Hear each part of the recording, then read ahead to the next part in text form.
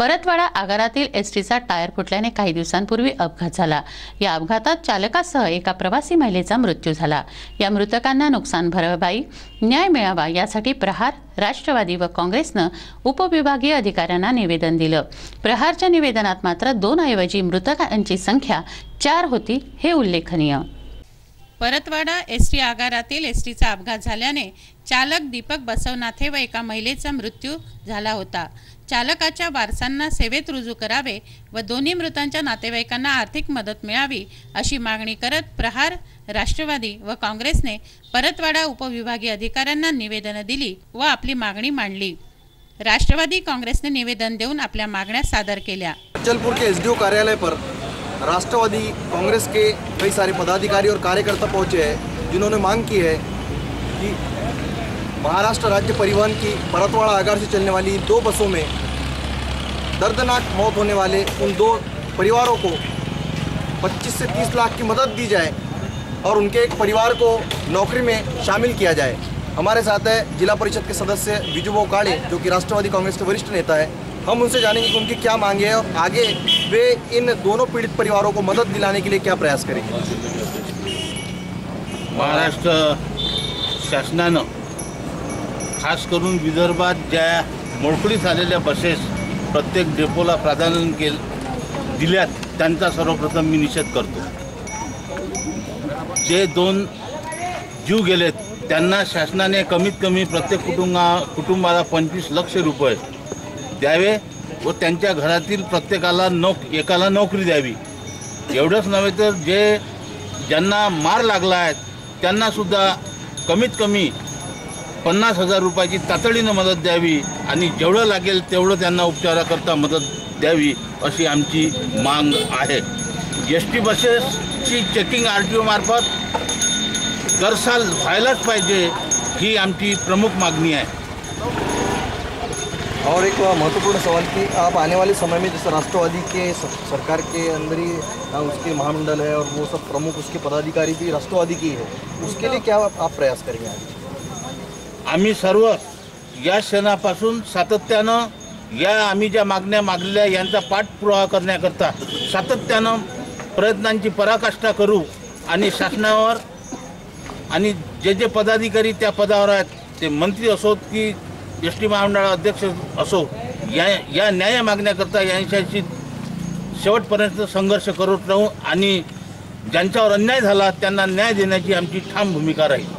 Opposite एक महत्वपूर्ण सवाल, पूज्य सिंधी पंचायत के एक महिला जो है उसका हादसे में जिसकी मौत हुई है, उसके परिवार में कौन कौन है और अभी क्या ज़रूरत है, उसके परिवार को कैसी मदद मिलनी चाहिए, क्या मांग है? उनके घर की हालत बहुत ख़राब है और उनके जो अभी उनका लड़का है वो मती बंद है। पूरी जिम्मेदारी ये भाई पर ही थी उनका। वो ये लेडीज़ का काम, ये जो मृत्यु हो गई है महिला की, ये शादी ब्याह जोड़ने का काम करती थी और लिमिटेड ही कमाई थी और पूरा घर ये लेडीज़ के ऊपर ही था। और ये दुखद घटना है। और जो ड्राइवर साहब आज़ाद नगर के हुए वो सब उनकी भी जिम्मेदारी उसके ऊपर ही थी और दोनों को न्याय मिलना चाहिए। अधिकारी साहब को ज्ञापन दिया है और ज्ञापन में हमारी प्रमुख मांग यही थी कि मृतकों को ज़्यादा से ज़्यादा मुआवजा मिले, उनके परिवार के सदस्यों को नौकरी मिले, साथ में जो काल बाह्य बसेस हो गई, खटारा बसेस, तो तुरंत बदली जाए और उनकी आरटीओ चेकिंग की जाए। और साथ में जो अमरावती रास्ता है वो काफ़ी वहाँ पे ट्रैफिक रहता है, तो उस रास्ते का डामरीकरण किया जाए। और हमने साहब को आखिर में यही कहा है कि भविष्य में इस प्रकार की घटना न घटे, इसकी शासन ने एहतियात बरतना चाहिए ताकि किसी निर्दोष की मौत ना हो। काँग्रेस पदाधिकाऱ्यांनीही आपलं निवेदन दिलं व आर्थिक नुकसान भरपाई देण्याची मागणी केली। कांग्रेस के आज जो सैकड़ों पदाधिकारियों ने आज जो निवेदन दिया आपके नेतृत्व में, क्या आपकी मांगी है और किस बात को लेकर आपने ज्ञापन दिया? जैसे देखा जाए तो जैसे हमारे स्वर्गीय दीपक बसवनाथे हैं, इनका देहांत हो गया परसों के दिन। जो एसटी का एक्सीडेंट हुआ वो लापरवाही के कारण हुआ है।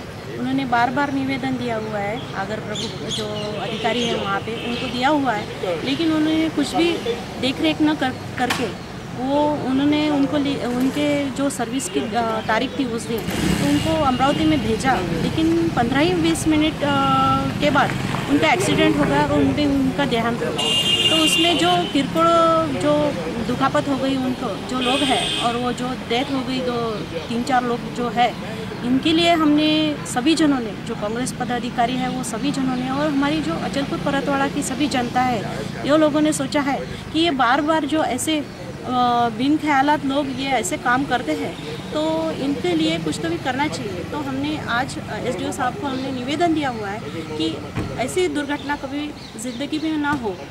जब कहीं जाके काल आता है तो अपन उसके लिए फेस कर सकते हैं, लेकिन खुद अपन काल ओढ़ लेंगे तो ये बेपरवाही का कारण है। तो इसलिए हमारी ऐसी मांगे हैं कि जो दीपक भाऊ बसुनाते और जो अपनी चंदनानी मैडम है उनका देहांत हुआ तो उनको ज़्यादा से ज़्यादा 25 या 30 लाख रुपए उनको आर्थिक मदद मिली, और जो जिनको किरकोळ दुखापत हुई है उनको 5 लाख रुपए आर्थिक मदद मिलनी चाहिए। और जो दीपक भाऊ है उनका जो लड़का है उनको अपनी सरकारी नौकरी में ज्वाइन करना चाहिए, यही हमारी पूरी मांगे है। और उसके बाद अपने जो आगर विभाग है वहाँ की जो गाड़ियाँ देखी जाए तो उसमें अपन भंगार स्वरूप पूरी गाड़ियाँ है, तो जल्द ही पूरी अच्छी गाड़ियाँ मिलनी चाहिए। ये भी हमने जन आंदोलन करके पूरा ये करके हमने निवेदन दिया हुआ है एसडीओ साहब को। और अगर हमारी मांगे पूरी नहीं होती हैं तो हम सब जन समुदाय हम आंदोलन के लिए बाहर निकलेंगे, ये हमारी। प्रहारने मात्र जे निवेदन दिलं त्यामध्ये मृतकांची संख्या 2 ऐवजी 4 म्हटली। त्यामुळे उपविभागीय अधिकाऱ्यांनी आदेश सोडले व या अपघातात आणखी दोघे कोण गेले याचा शोध घेण्यासाठी धावाधाव करावी लागली। एका आमदाराला अपघाताची खरी माहिती नाही हे यावरून स्पष्ट होते। अपघात झाला त्यामध्ये दोघे जीवानिशी गेले, मात्र त्यावर राजकीय प्रतिनिधी आपली खेळी खेळत आहेत असं चित्र यावरून दिसून येत आहे।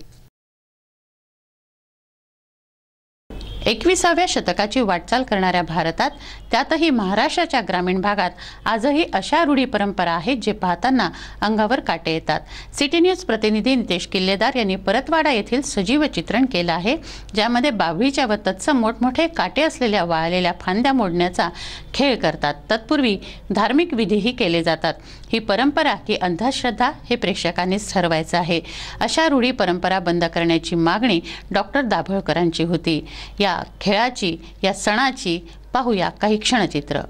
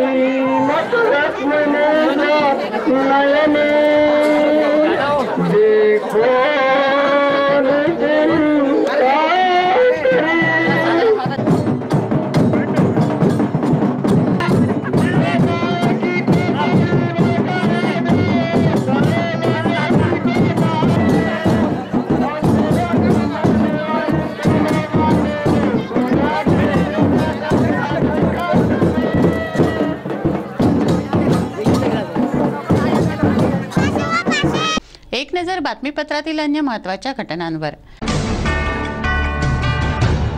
गेल्या शनिवारी रात्री हमीद बेग यांच्यावर सरोज चौकात चाकू हल्ला झाला होता। 3 जणांनी 28 डिसेंबरच्या रात्री हा हल्ला चढवला। या आरोपींना शहर कोतवाली पोलिसांनी ताब्यात घेऊन न्यायालयासमोर पेश केलं असता त्यांना 2 जानेवारीपर्यंत पोलीस कोठडी देण्यात आली आहे। अमरावती महानगरपालिकेच्या वतीनं क्रांतिज्योती सावित्रीबाई फुले जयंतीचं औचित्य साधून कार्यक्रमाचं आयोजन करण्यात आलं। या कार्यक्रमाची निमंत्रण पत्रिकाही तयार झाली, मात्र यामध्ये अनेक त्रुटी होत्या। कार्यक्रम पत्रिकेत आमदार रवी राणा व आमदार प्रवीण पोटे यांना स्थानच दिलेलं नव्हतं। विनीतच्या जागेवर मनपा आयुक्तांचं नाव पाहिजे होतं, परंतु तसंही लिहिलेलं नव्हतं। पालिकेजवळ स्वतःचे सभागृह असूनही VMVच्या सभागृहात हा कार्यक्रम घेण्यात येत होता। असा व्यर्थ खर्च यामध्ये सुरू असताना पत्रिकेतील त्रुटी पाहता पूर्ण कार्यक्रमच रद्द करण्यात आला आहे। श्री गणेशदास राठी विद्यालय कनिष्ठ महाविद्यालय व MCBC अमरावतीचा शालेय कला क्रीडा व सांस्कृतिक समारोह आयोजित करण्यात आला आहे। या 3 दिवसीय वार्षिक स्नेहसंमेलनाचं उद्घाटन बुधवारी मान्यवरांच्या उपस्थितीत होणार आहे। तसंच विविध क्रीडा स्पर्धा व सांस्कृतिक कार्यक्रमही आयोजित करण्यात आले आहेत।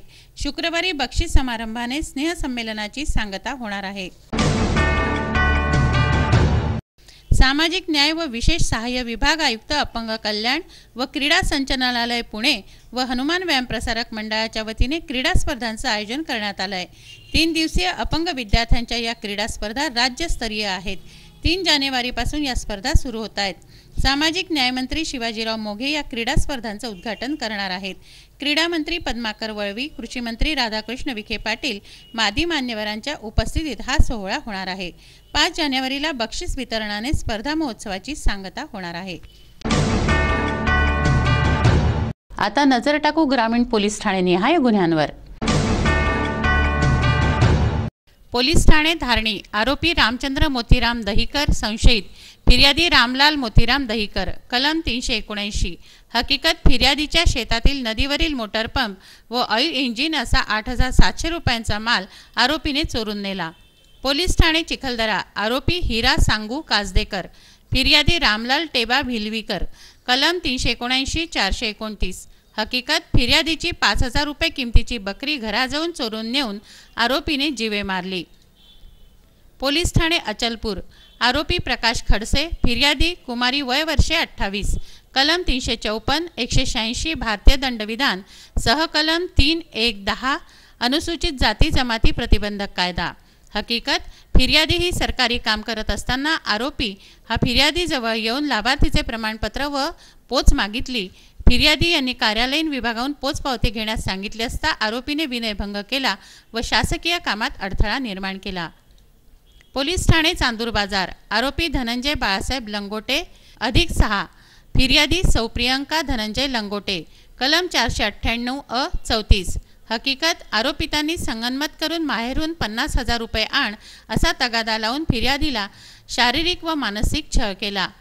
पोलीस ठाणे शिरसगाव आरोपी अविनाश सदू गोट फिर्यादी श्री वय वर्षे 40 कलम 363 366 हकीकत आरोपीने फिर्यादीची मुलगी कुमारी वय वर्षे 15 हीच लग्नाचे आमिष दाखवून फूस लावून पळवून नेले।